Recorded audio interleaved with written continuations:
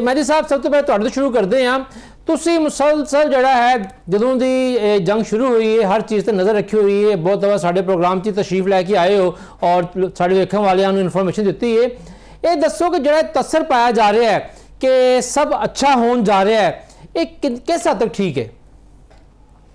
ਬਿਸਮਿल्लाहिर्रहमानिर्रहीम जी, ਤੁਹਾਡਾ ਬੜਾ ਸ਼ੁਕਰੀਆ।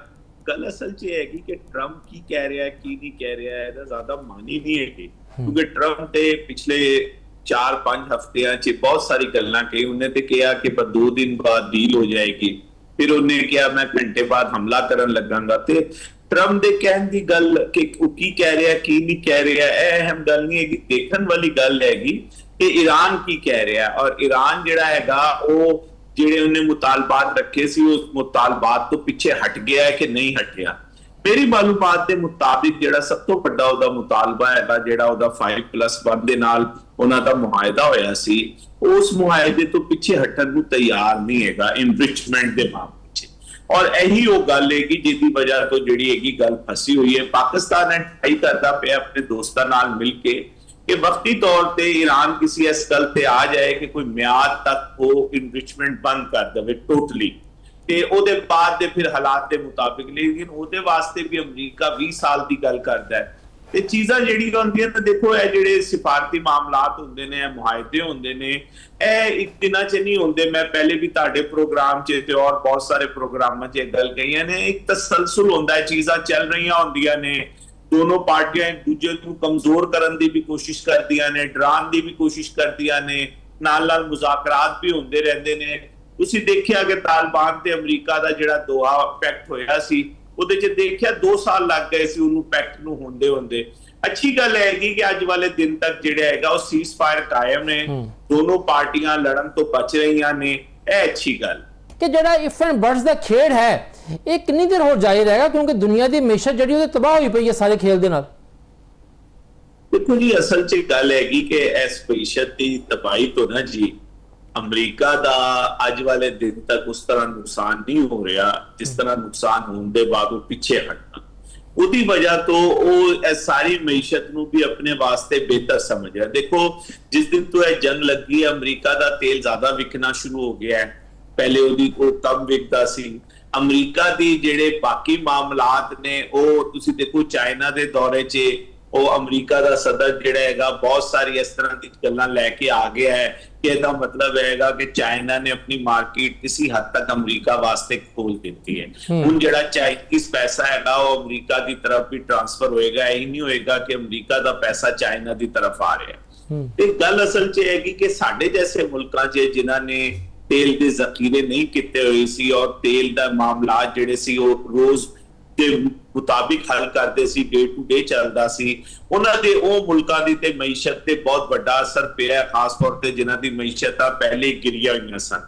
लेकिन जिहड़े मुल्क जिहड़ा अमरीका हैगा ओह अज वाले दिन तक जिहड़ा हैगा उन्ना परेशान नहीं हैगा जिन्ना परेशान उन्हें होना चाहिए हैगा। सही ओहदी परेशानी उस वक्त सानू नजर आएगी जिस वक्त अंदरों ਇਹ ਗੱਲ ਬਹੁਤ ਵੱਡੀ ਤਾਦਾਦ 'ਚ ਸਾਹਮਣੇ ਆਏਗੀ ਕਿ ਮਈਸ਼ਤ ਦੀ ਵਜ੍ਹਾ ਤੋਂ ਆਮ ਆਦਮੀ ਤੇ ਅਸਰ ਪੈ ਰਿਹਾ ਹੈ। ਉਹ ਆਮ ਆਦਮੀ ਤੋਂ ਹੁਣ ਤੱਕ ਅਸਰ ਪੈਣ ਤੋਂ ਬਚ ਰਿਹਾ ਹੈਗਾ ਤੇ ਇਹ ਉਹਦੀ ਕਾਮਯਾਬੀ ਹੈ ਕਿ ਜਿਹਦੀ ਵਜ੍ਹਾ ਤੋਂ ਉਹਨੂੰ ਮੁਆਹਦਾ ਜ਼ਰੂਰ ਉਹ ਕਰਨਾ ਚਾਹੁੰਦਾ ਹੈ, ਜੰਗ ਨਹੀਂ ਲੜਨਾ ਚਾਹੁੰਦਾ, ਥੱਕ ਗਿਆ ਹੈ, ਲੇਕਿਨ ਇਹਦੇ ਬਾਵਜੂਦ ਉਹ ਮੁਆਹਦਾ ਆਪਣੀ ਸ਼ਰਾਇਤ ਤੇ ਕਰਨਾ ਚਾਹ ਰਿਹਾ ਹੈ। ईरान ਦਾ ਮਸਲਾ ਹੈਗਾ ਕਿ ईरान ਜਿਹੜਾ ਹੈਗਾ ਉਹ ਫਸਿਆ ਹੋਇਆ, ਉਹਦੀ ਮਈਸ਼ਤ ਵੀ ਫਸੀ ਹੋਈ ਹੈ, पब्लिक भी बहुत मुश्किल हालात है, लेकिन पब्लिक यूनाइट हो गई है, इकट्ठी हो गई है। वो कहती है लड़ाई ईरान की लड़ाई है, यह लड़ाई जिहड़ी है कि सिर्फ मौजूदा हुकूमत की लड़ाई नहीं है।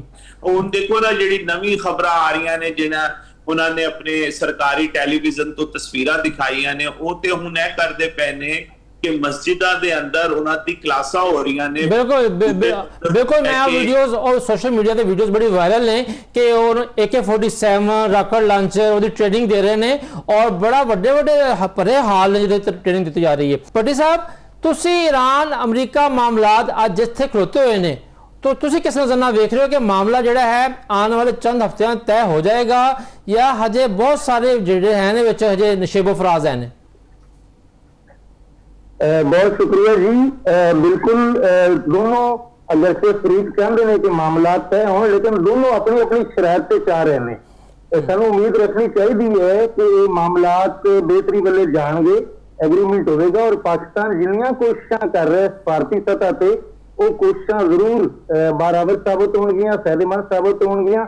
ਥੋੜਾ ਟਾਈਮ ਲੱਗ ਗਿਆ, ਉਹਦੀ ਵਜ੍ਹਾ ਇਹ ਹੈ ਕਿ ਅਮਰੀਕਾ ਆਪਣੀ ਸ਼ਰਾਇਤ ਮਨਵਾਉਣਾ ਚਾਹੁੰਦਾ ਹੈ ਤੇ ਉਹਦੇ ਮੁਤਾਬਕ ਮੁਆਹਦਾ ਕਰਨਾ ਚਾਹੁੰਦਾ ਹੈ ਔਰ ਈਰਾਨ ਦੇ ਜ਼ਹਿਰ ਹੈ ਆਪਣੇ, ਜਿਸ ਤਰ੍ਹਾਂ ਕਿ ਮਹਿਦੀ ਸਾਹਿਬ ਨੇ ਕਿਹਾ, ਈਰਾਨ ਦੇ ਜਿਹੜੇ ਨੇ ਆਪਣੇ ਇੱਕ ਮਸਲੇ ਮਸਾਇਲ ਨੇ, ਉਹਦੀ ਮਈਸ਼ਤ ਦੇ ਮਸਲੇ ਦੇ ਮਸਾਇਲ ਨੇ, ਬਾਕੀ ਜਿਹੜੇ ਨੇ ਉਹਨਾਂ ਦੇ ਆਪਣਾ ਕੋਈ ਮੁਲਕੀ ਤੌਰ ਤੇ ਮਸਲੇ ਮਸਾਇਲ ਨੇ। ਉਹ ਚਾਹ ਰਹੇ ਨੇ ਕਿ ਪਾਬੰਦੀਆਂ ਹਟਣ, ਉਹ ਚਾਹ ਰਹੇ ਨੇ ਕਿ ਉਹਨਾਂ ਦੀ ਮਈਸ਼ਤ ਬਿਹਤਰ ਹੋਵੇ, ਜੰਗਬੰਦੀ ਵੀ ਪਰਮਾਨੈਂਟ ਉਹ ਚਾਹ ਰਹੇ ਨੇ ਤੇ ਕੁਝ ਇੱਕ ਦੋਨੋਂ ਅਫਰੀਕਾ ਨੂੰ ਕਰੀਬ ਆਉਣ ਵਾਸਤੇ ਕੁਝ ਆਪਣਾ ਗਿਵ ਐਂਡ ਟੇਕ ਕਰਨਾ ਪਵੇਗਾ। ਲੇਕਿਨ ਮੈਨੂੰ ਉਮੀਦ ਹੈ ਕਿ ਇਨਸ਼ਾਅੱਲਾ ਮੁਸਤਕਬਲ ਕਰੀਬ ਕੇ ਦੋਨੋਂ ਅਫਰੀਕ ਨੇ ਜਿਹੜੇ ਇਹ ਮੁਆਹਦੇ ਤੇ ਆਪਣਾ ਆ ਜਾਣਗੇ ਔਰ ਪਾਕਿਸਤਾਨ ਦੀਆਂ ਕੋਸ਼ਿਸ਼ਾਂ ਜ਼ਰੂਰ ਕਾਮਯਾਬ ਹੋਣਗੀਆਂ। ਲੇਕਿਨ ਭੱਟੀ ਸਾਹਿਬ ਕੱਲ ਇੱਕ ਬਿਆਨ ਜਿਹੜਾ ਆਇਆ ਹੈ ਸੁਪਰੀਮ ਲੀਡਰ ਵੱਲੋਂ, ਉਹ ਕਹਿ ਰਹੇ ਨੇ ਕਿ ਜੀ ਜਿਹੜੀ ਯੂਰੇਨੀਅਮ ਹੈ ਉਹਦੇ ਉੱਤੇ ਜਿਹੜਾ ਹੈ ਈਰਾਨ ਸਰੈਂਡਰ ਨਹੀਂ ਕਰੇਗਾ, ਉਹ ਜਿਹੜੀ ਅਫਸੁਰਦਾ ਯੂਰੇਨੀਅਮ ਹੈ ਉਹ ਈਰਾਨ 'ਚ ਹੀ ਮੌਜੂਦ ਰਹੇਗੀ।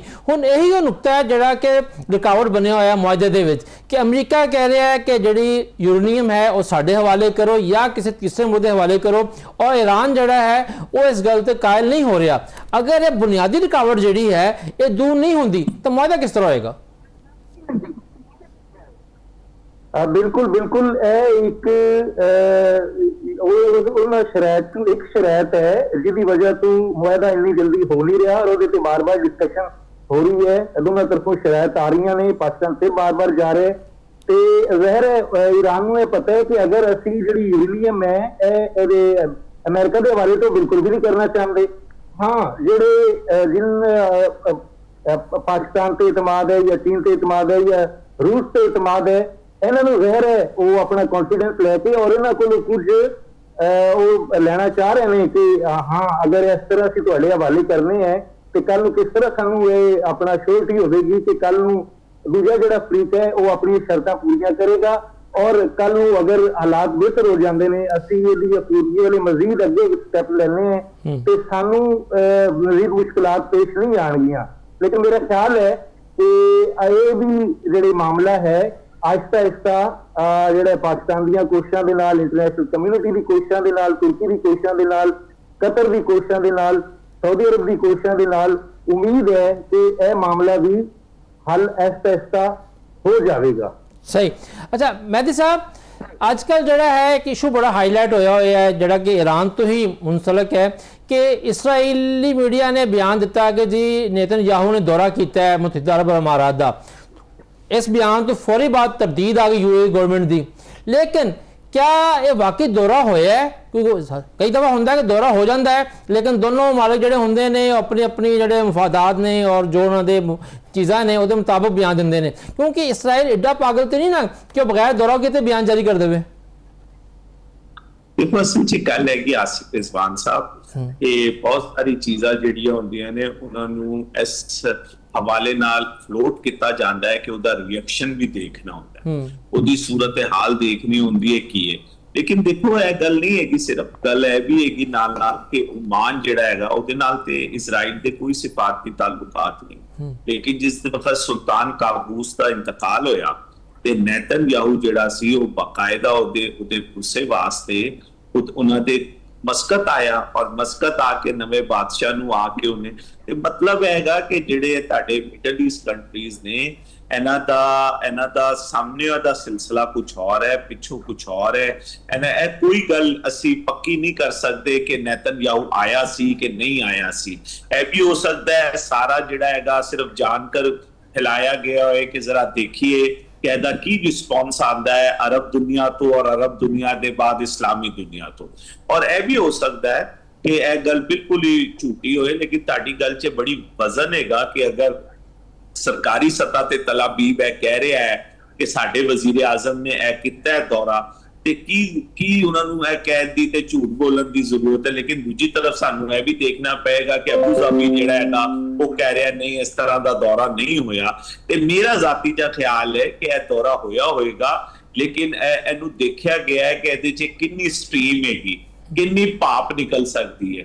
ਤੇ ਉਹਦੇ ਮੁਤਾਬਿਕ ਜਿਹੜਾ ਹੈਗਾ ਦੋਨੋਂ ਪਾਰਟੀਆਂ ਨੇ ਆਪਣੀ ਆਪਣੀ ਪੋਜੀਸ਼ਨ ਲਿੱਤੀਆਂ ਨੇ, ਕਿਉਂਕਿ ਇਹ ਤੇ ਗੱਲ ਹੁਣ ਸਾਬਤ ਹੋ ਗਈ ਹੈ ਕਿ ਇਜ਼ਰਾਈਲ ਦਾ ਜਿਹੜਾ ਸਿਸਟਮ ਹੈਗਾ ਮਿਜ਼ਾਈਲਾਂ ਨੂੰ ਰੋਕਣ ਵਾਲਾ, ਆਇਰਨ ਡੋਮ ਜਿਹੜਾ ਹੈ, ਹਾਂਜੀ, ਔਰ ਯੂਏਈ 'ਚ ਸਿਰਫ ਉਹ ਆਇਆ ਨਹੀਂ ਸੀ ਬਲਕਿ ਉਹਦੇ ਨਾਲ ਬੰਦੇ ਵੀ ਆਏ ਸੀ ਜੋ ਉੱਥੇ ਉਹਦੇ ਆਪਰੇਟਰ ਸਨ। ਤੇ ਇਹਦਾ ਮਤਲਬ ਹੋਇਆ ਕਿ ਫੁੱਟਪ੍ਰਿੰਟ ਜਿਹੜੇ ਹੈਗੇ ਨੇ ਉਹ ਹੁਣ ਯੂਏਈ ਦੇ ਅੰਦਰ ਇਸਰਾਈਲੀ ਫੌਜ ਦੇ ਮੌਜੂਦ ਨੇ। ਤੇ ਇਹ ਜ਼ਿਆਦਾ ਵੱਡੀ ਗੱਲ ਹੈ ਇਸ ਦੀ ਨਿਸਬਤ ਕਿ ਨੇਤਨਯਾਹੂ ਆਇਆ ਕਿ ਨਹੀਂ ਆਇਆ। ਗੱਲ ਜਿਹੜੀ ਹੈਗੀ ਇੱਥੇ ਤੱਕ ਪਹੁੰਚ ਗਈ ਹੈ ਕਿ ਇਜ਼ਰਾਈਲੀ ਫੌਜ ਜਿਹੜੀ ਹੈਗੀ ਉਹ ਮਿਡਲ ਈਸਟ ਦੇ ਅੰਦਰ ਵੜ ਆਈ ਹੈ। ਇਹ ਬੜੀ ਅਹਿਮ ਗੱਲ ਕਰ ਰਹੇ ਹੋ ਤੁਸੀਂ ਕਿ ਬਾਜ਼ਾਬਤਾ ਤੌਰ ਤੇ ਇਸਰਾਈਲ ਜਿਹੜਾ ਹੈ ਉਹ ਯੂਏਈ ਦੇ ਵਿੱਚ ਜਿਹੜਾ ਆ ਚੁੱਕਿਆ ਹੋਇਆ ਹੈ। ਭੱਟੀ ਸਾਹਿਬ, ਇਸਰਾਈਲ ਤੇ ਹਮੇਸ਼ਾ ਤੋਂ ਇਹ ਕੋਸ਼ਿਸ਼ ਕਰਦਾ ਹੈ ਕਿ ਜਨਾਬ ਮੁਸਲਿਮ ਮਾਲਕ ਜਿਹੜੇ ਨੇ ਆਪਸ ਚ ਉਹਨਾਂ ਚ ਨਾ ਕੋਈ ਨਫਾਕ ਪਾੜੇ ਰਹਿਣ, ਆਪਸ ਚ ਲਹਿਦਾ ਰਹਿਣ। ਹੁਣ ਚੂੰਕਾ ਟਰੰਪ ਜਿਹੜਾ ਹੈ ਉਹਨੂੰ ਸਮਝ ਆ ਗਈ ਹੈ ਕਿ ਈਰਾਨ ਨੂੰ ਸਿਰਫ ਫੌਜੀ ਤਾਕਤ ਨਾਲ ਦਬਾਇਆ ਨਹੀਂ ਜਾ ਸਕਦਾ। ਇਹ ਵੀ ਖਬਰਾਂ ਜਿਹੜੀਆਂ ਹੈ ਨੇ ਇੰਟਰਨੈਸ਼ਨਲ ਮੀਡੀਆ 'ਚ ਆ ਰਹੀਆਂ ਨੇ ਕਿ ਕੱਲ ਜਿਹੜਾ ਹੈ ਸਦਰ ਟਰੰਪ ਦੀ ਤੇ ਨੇਤਨਯਾਹੂ ਦੀ ਟੈਲੀਫੋਨਿਕ ਗੁਫ਼ਤਗੂ ਹੋਈ, ਉਹਦੇ ਵਿੱਚ ਹਾਰਡ ਟਾਕ ਵੀ ਹੋਈ ਹੈ, ਕਿਉਂਕਿ ਨੇਤਨਯਾਹੂ ਫਿਰ ਇਹ ਜ਼ਿੱਦ ਕਰ ਰਿਹਾ ਕਿ ਜੀ ਅਮਰੀਕਾ ਈਰਾਨ ਤੇ ਦੁਬਾਰਾ ਹਮਲਾ ਕਰੇ, ਜਦਕਿ ਟਰੰਪ ਉਹਨੂੰ ਇਹ ਕਹਿ ਰਿਹਾ ਕਿ ਨਹੀਂ, ਅਸੀਂ ਕਿਸੇ ਮੁਆਹਦੇ ਤੇ ਪਹੁੰਚਣਾ ਚਾਹੁੰਦੇ ਹਾਂ। ਤੁਸੀਂ ਕੀ ਕਹਿੰਦੇ ਹੋ?